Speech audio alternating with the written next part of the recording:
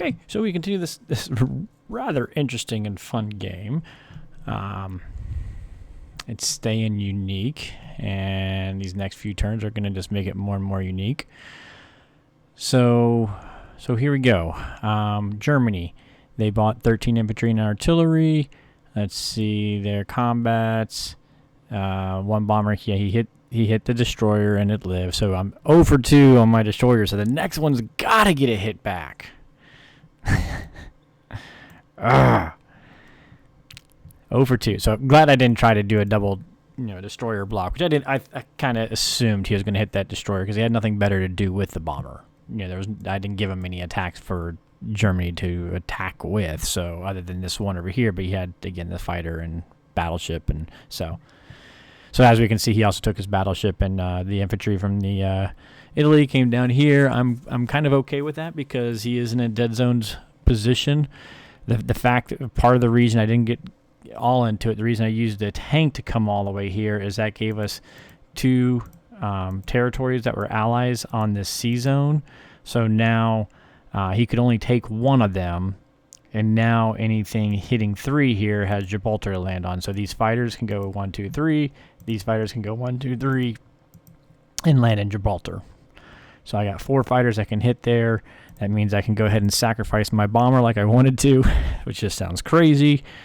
But that bomber is what tips it to where he really needs to take all 3 transports to take the Philippines. So we're going to go with it.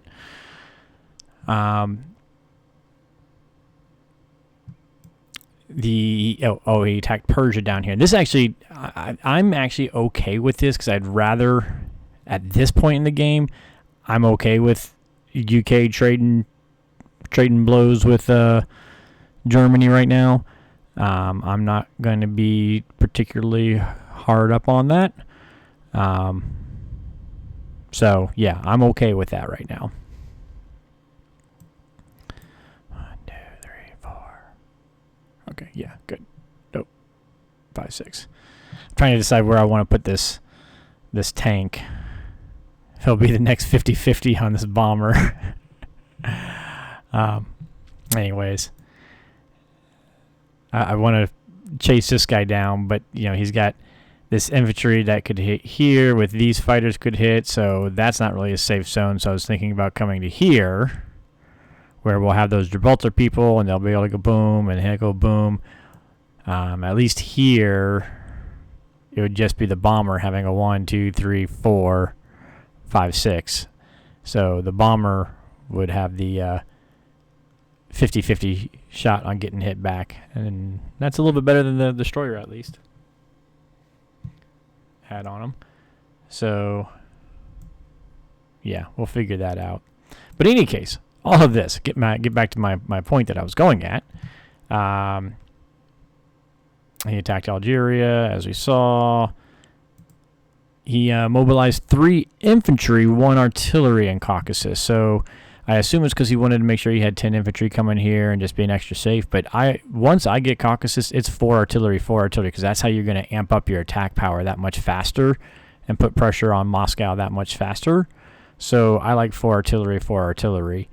The good news, the fact that he built a bunch of men on G6, means he's not attempting or not planning on trying for a G8 Moscow, because otherwise he would have gone G7, built tanks, G7, G8. So it gets to G9. Interestingly, G9, if he does absolute max build in G7, i.e. artilleries and tanks, and then G8, artilleries and bombers, G9, everything goes as I expect, then I'm going to need 17 fighters in Moscow. And yeah, as you can see, that's not likely to happen. There's a very, very, very small fraction of a chance it could happen, and here's how I'm going to count it out. So G9 means UK 8 and US 8, they have to be moving into Moscow. So they have to be in place by US 7 and UK 7 within range of Moscow. So UK, that means purchases. So I got round 6 and round 7 purchase. I'm buying 2 fighters this turn. I'm going to have 33 IPC. I could buy 3 fighters in UK 7, so I can get 5 additional fighters in. These 4 fighters, like I said, they're going to go to the battleship here in 6. 7, they can come down here. 8, they can come up. We're going to assume we're going to get at least 1 hit off this. So we're going to have 3 of them survive. So we're going to have 3 of these 4 survive. We're going to build 5, so that's 8. We got 9 and 10 with Russia. Now comes the interesting part. These 2 are coming down here to my carrier build, which is going to, on 6, there's a chance he does not attack and pursue this, in which case on UK 7, we can bring the guys off the carrier and these guys back and have 4 more going in. And then we need 3 more, which means if he does not attack Philly here on J6, then we can fly this fighter, 1, 2, 3, 4, build a carrier and 2 fighters, and so there's 3 fighters on US 6, US 7, and on in there, and that gets me up to 17 fighters. But I don't think he does not attack here.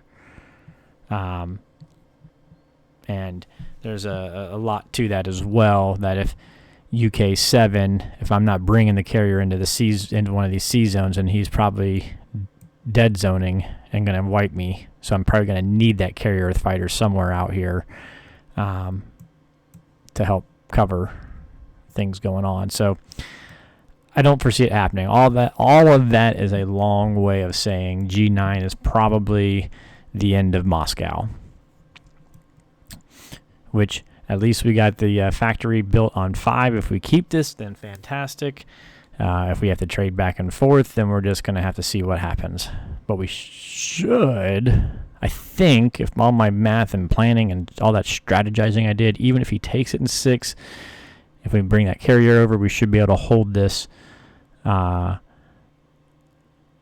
retake and had the hold on US 6, in which case we've got that first factory up on relatively US 6, and then we got to build out with him taking Moscow on G9.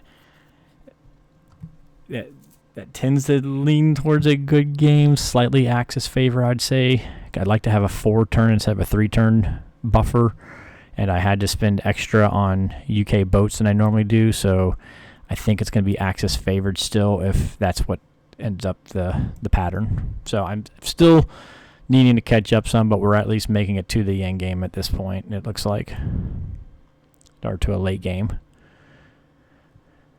Okay, but to make everything all that plans that I did with the US on 5 requires me to build a carrier here. So we are going to build a carrier, 2 fighters, an infantry, and we're going to save 1. I haven't decided if I'm going to put the infantry here or the infantry here. That is still to be determined. One thing I do need to figure out is if he was to attack Burma, how much do I need to protect my bomber here real quick. So he could bring 4 infantry, 2 artillery, and a bomber potentially into that zone. I don't think that's what he would do, but he could. Especially with the face of my carrier right there. But I do want to protect myself just in case. If we move in AA, we got our bomber. And if we got 6 infantry up there, we should be good, right? AA, 6 infantry and a bomber. Yeah. So as long as we move 5 of these infantry, so that gives us an infantry and an artillery to spare right now. Because we got to kill these guys. Since we're going to kill the battleship, I don't know that we need the 2 infantry here, so I think we'll just use these 2 infantry coming in to attack and then conserve here. Alright, here we go.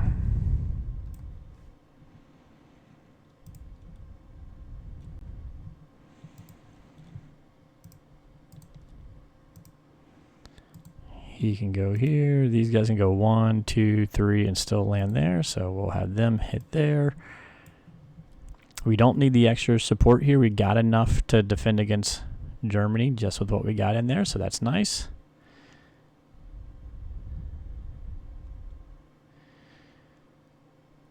What are we going to have? We're going to have 33 income.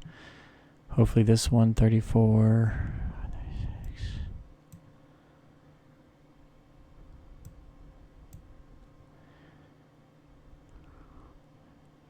And I think we're going to save him to attack this way. Maybe give Russia the extra 2 or something. I don't know.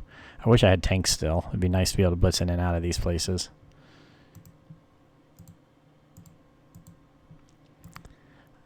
I'm coming to this C zone rather than 8 because when I build my fighters here, they can go 1, 2, 3, 4 and make it in. These fighters are going 1, 2, 3, 4, 1, 2, 3, 4. So they can't get me. So I only have to worry about the one fighter.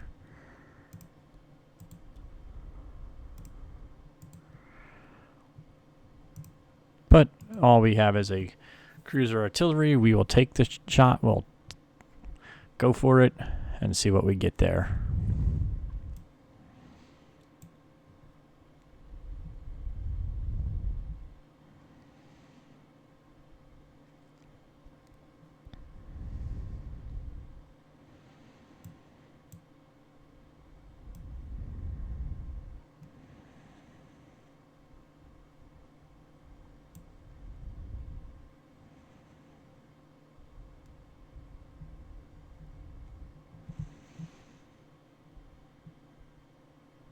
I think we will go ahead and go this way. I want to leave Thailand for the U.S. I'm afraid if I take it here, he's not going to take it back at any point. So I want to leave Thailand for the U.S. So we'll come up here, let him trade with me.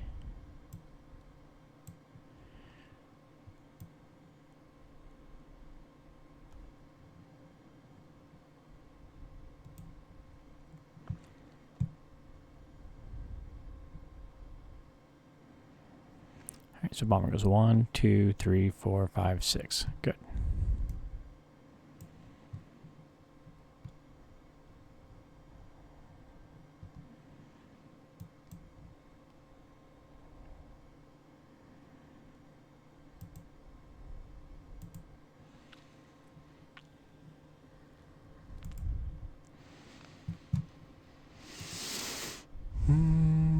All right, this is where the cruiser earns his money. Anybody who's followed me for a while knows I just love cruisers. Yes, I'm being sarcastic. Uh-oh, uh-oh, uh-oh, uh-oh. Oh, the cruiser got a hit. The cruiser hit. Wow, the cruiser hero. Don't expect me to say that very often.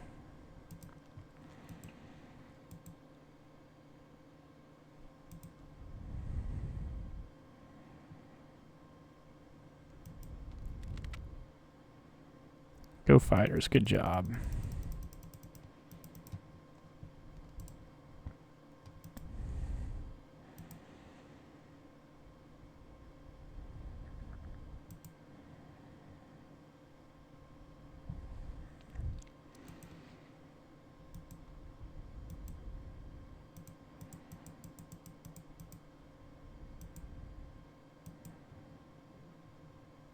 Two hits right here. Boom, boom, nice. Big whiff, 6. Yeah. Good hope.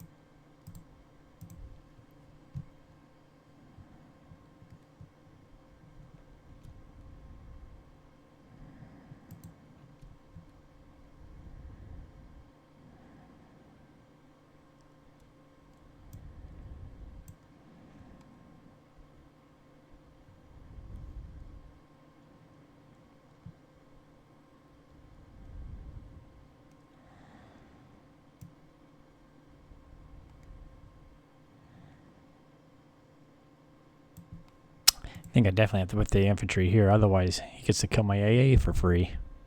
We don't want that. Just dawned on me.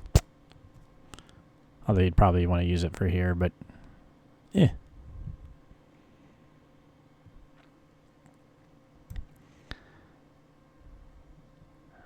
Alright. Do I want all 3 tanks here?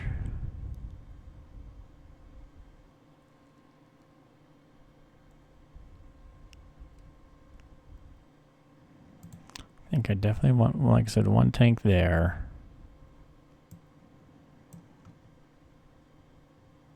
I'm a little worried if he uses these to kill him, and I'm wanting to use my bomber over here. I would only have an infantry, and then that would leave the tank blitz to hit Persia or India, which I'm kind of expecting India to fall. But at least we got this stack of units, and then we'll have our fighters and maybe a bomber here that can come back. But these tanks sitting here could be just sitting ducks. I suppose I could put a second one there, and that makes it not likely for that bomber to hit.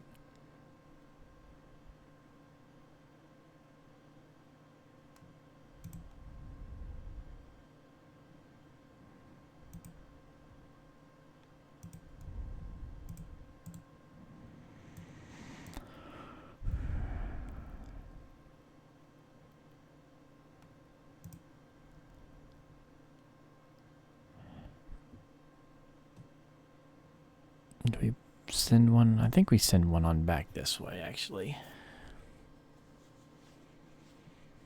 I think we're going to do that.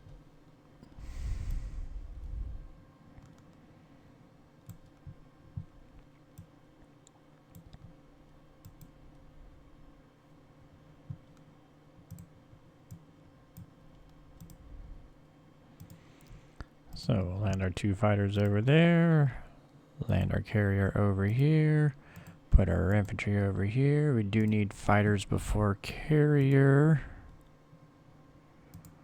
over here for these guys because he's got that bomber.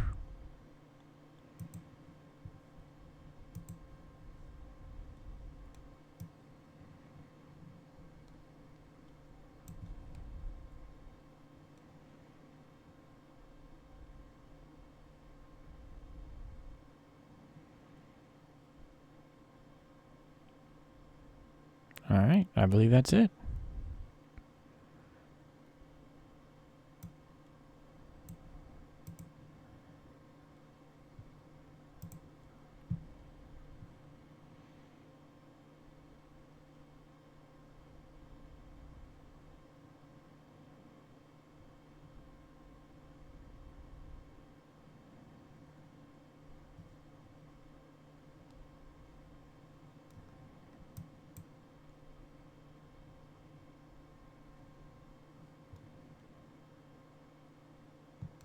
I was just looking at, what if he sent a bunch of tanks to here, take that guy, then my landing spot's no longer safe. Because I was planning on going boom, boom. But that will be taken away from me if he does that. And this one will be taken away from him. Coming down here takes an extra turn to get up there. We could send 2 of them to the carrier and back, but that'd only be 2 of them, not all 3 of them. Anyways. Just kind of looking at that. All right, let's see what he brings.